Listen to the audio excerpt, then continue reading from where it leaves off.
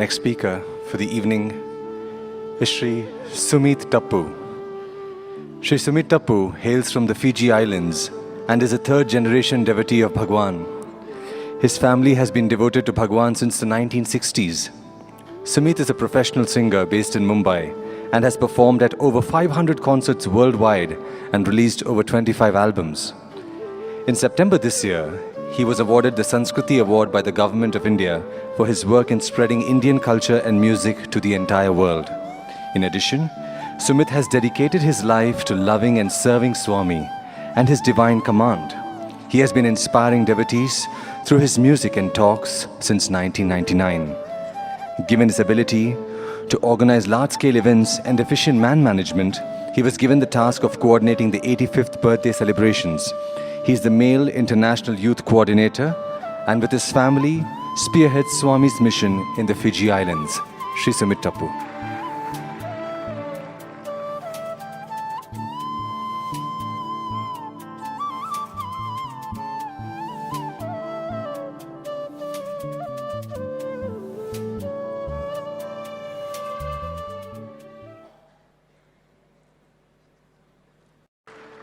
With love, humility, and reverence, I offer myself at the divine lotus feet of Parabrahma Swarupa, Shiva Shakti Swarupa, Satya Narayan Swarupa, Bhagwan Sri Sathya Sai Baba. Respected elders, revered guests, delegates, students, youth of the world, a loving Sai Ram to all of you. I also offer my pranams to my parents who are seated today in the auditorium.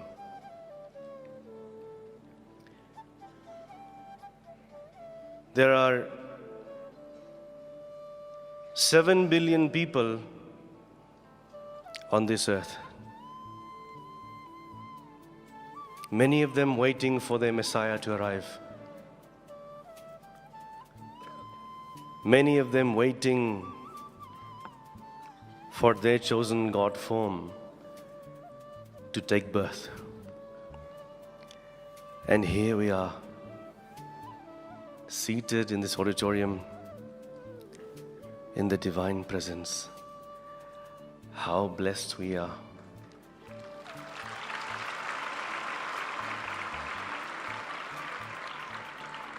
How fortunate we are that we have been, all of us, handpicked by Swami himself. Let us not waste this opportunity, dear devotees. And let us do all that we can to make him happy. Many people think that Swami made this decision to carry out his mission in this form a few years back. No. This has all been a part of his divine plan for thousands of years. This is a part of his mission. This is not something which is just conjured up after Mahasamadhi. This, dear devotees, was part of his script. As I bowed down to Swami, Swami said, share your experiences about Muddenahalli. 17.5 years ago, dear devotees, I had a dream in 1999. In this dream, I was inside his interview room in Prasanthi Nilayam, and the word spoken by Bhagavan was this. He said, the last years of my mission, I will carry out from a different ashram. From this ashram, I will usher in the golden age. And just like a movie script, Swami held my hand and we flew a few thousand feet above earth like Superman, flew across to an area completely built up. And Swami said to me, "This is where I will be in the final years of my mission." Then he proceeded to show me each and every part of this ashram. First, he showed me a building with a large clock tower. He said, "This will be my residence." Then he came to an auditorium with a dome shape, small dome on the outside. "This is where I'll give darshan." He proceeded to show me the entire ashram.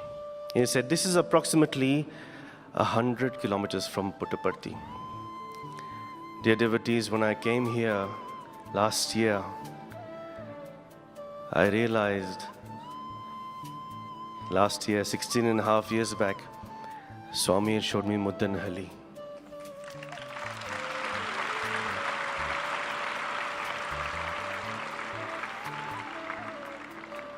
This is not a coincidence. And what you see, if I may say, Swami, what you see today is only 50% of what this ashram will be at its full grandeur. I've had the privilege of seeing what else is about to come. This ashram will expand and become a centerpiece for the whole world. An ashram where Prema Sai will come as well.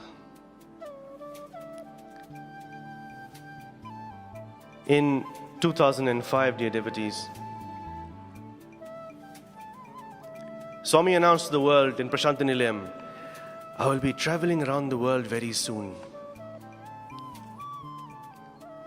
I was super excited. In my absolute innocence, I wrote a short note to Swami. In April or May of 2005, I was seated on the veranda. Swami came, I showed him a note. On that note was written, "Swami, you have just announced that you're going on a world tour. Please come to Fiji Islands." Swami, in a very beautiful way, took the letter, gave a beautiful smile and said, "Oh, I will come. Oh yes, I will come." This was in 2005. A few days later, I had a dream. In that dream, he said, "You came a few days back. You asked me about Fiji Islands." And the entire scene changed where we were at Bangalore airport.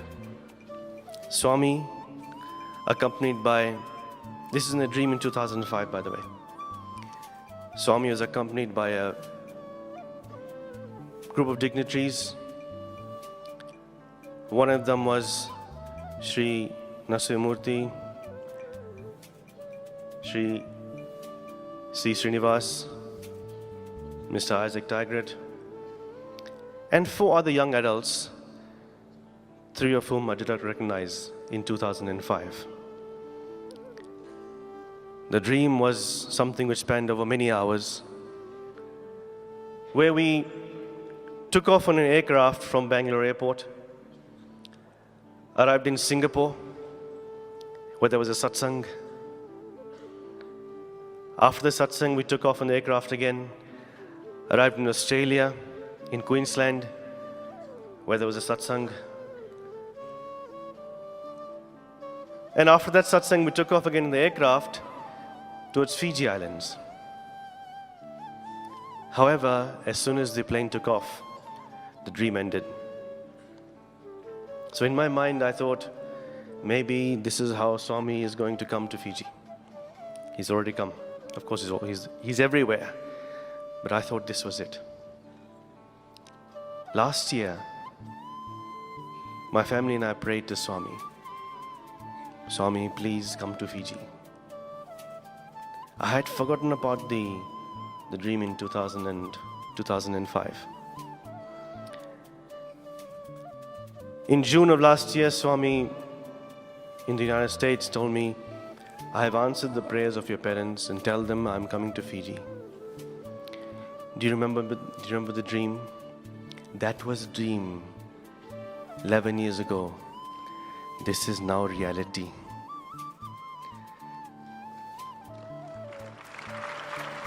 So Swami came to Fiji,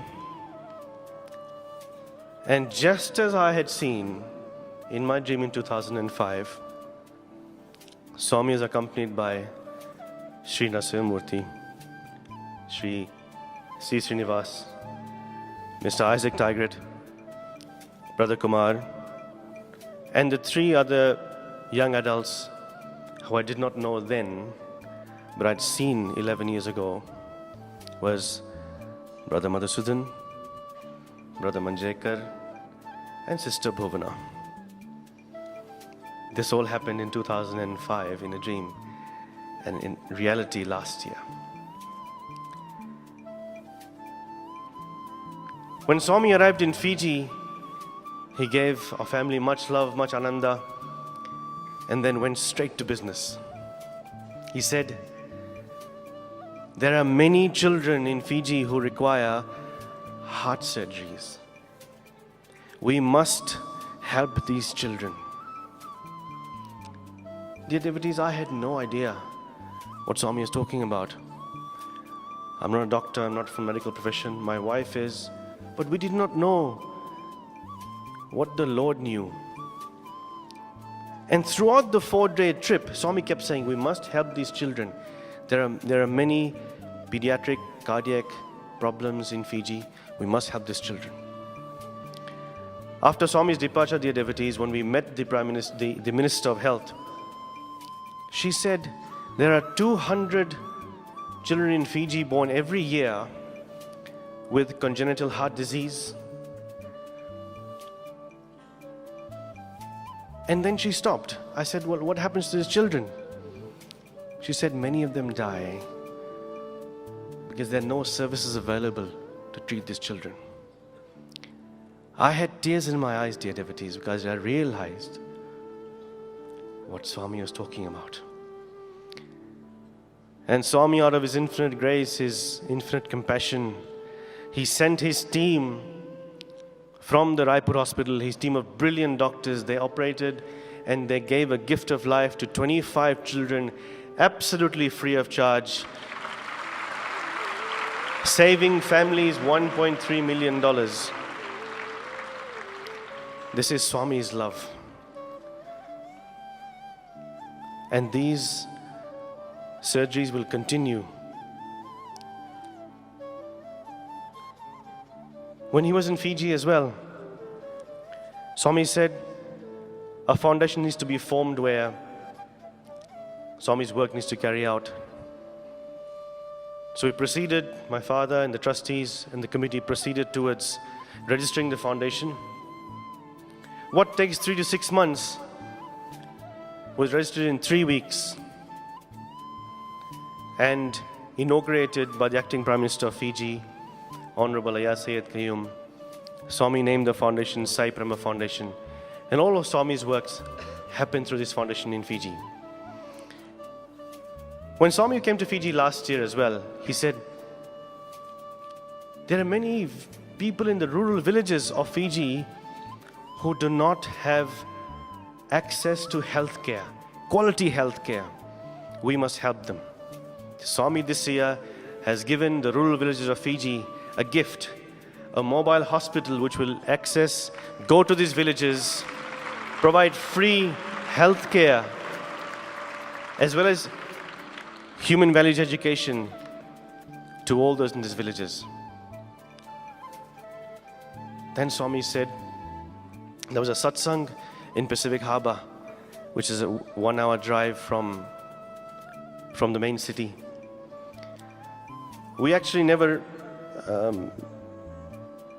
knew why Swami had organized the satsang in such a far-off location. But we proceeded to organize it.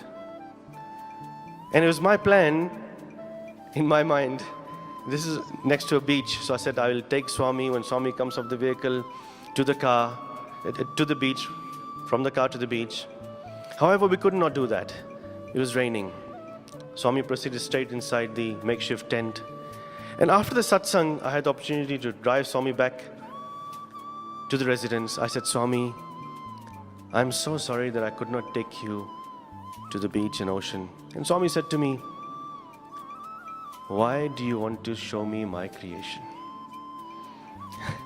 I have not come here to see what I have created, but I have come here to this place to bless this land, to make it sacred, because there will be an ashram, a center for love and peace, which will be here in this Pacific Harbor region.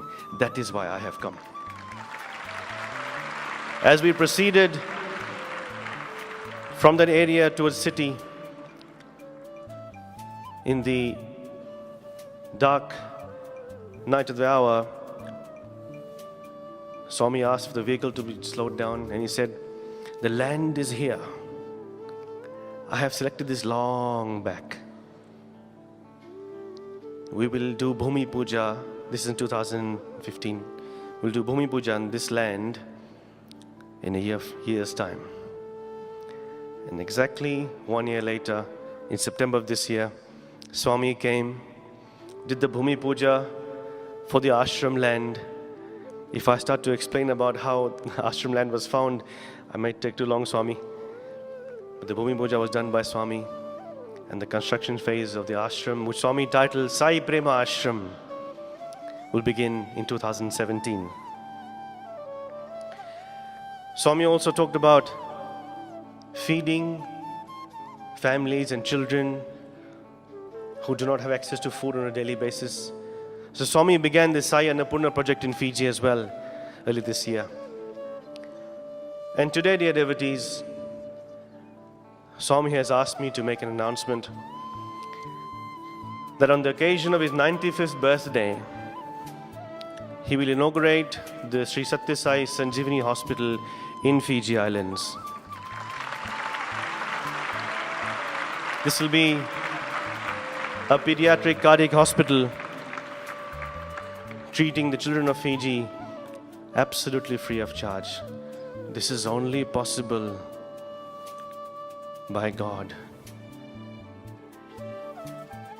Youth who are here today, students, Swami in his discourse 2 days back talked about faith. We all have faith, but we have fear as well. Let us become his ideals. Let us become his ideal devotees where we have perfect faith and no fear. He has given us such incredible examples in front of us. Look at the faith minus fear that Brother Madhu has. Look at the faith that our dear uncle Nasamurti has, spreading the education mission of Swami without any fear whatsoever. Going on Swami's command, opening school and university, school after school, campus after campus all over Karnataka, and I've been told over India as well. Look at the faith of Uncle Sri Srinivas. The faith these people have is incredible. Absolutely no fear. These are inspirational figures for us which we look up to and must emulate. I'm also always inspired by the devotees of Singapore who are on the command and call of Swami, are able to drop everything and do everything for Swami. And this is how we must become.